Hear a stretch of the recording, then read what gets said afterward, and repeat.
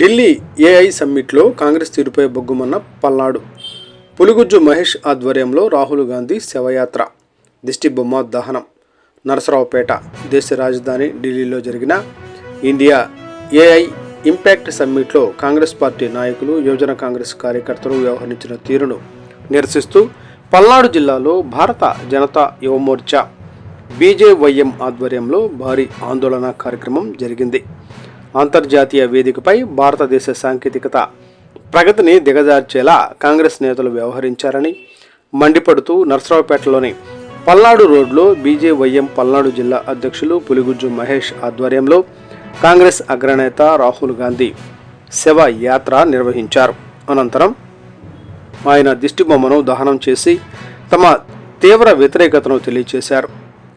AI సమ్మిట్లో యువజన కాంగ్రెస్ కార్యకర్తలు చొక్కాలు విప్పి నిరసన తెలపడం దేశానికి తీరని అవమానమని నాయకులు తీవ్ర స్థాయిలో ధ్వజమెత్తారు. పాల్గొన్న ముఖ్య అతిథులు మరియు నాయకులు. నిరసన కార్యక్రమానికి ముఖ్య అతిథులుగా బీజేపీ పల్నాడు జిల్లా అధ్యక్షులు ఏలూరి శశికుమార్, బీజేపీ జిల్లా ఇన్ఛార్జి కొక్కెర శ్రీనివాస్ హాజరయ్యారు.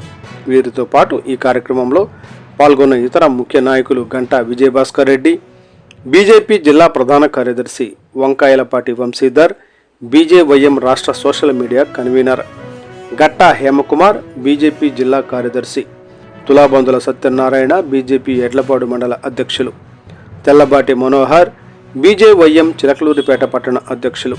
ఈ కార్యక్రమంలో పెద్ద ఎత్తున బీజేపీ కార్యకర్తలు, బీజేవైఎం యువత మరియు అభిమానులు పాల్గొన్నారు.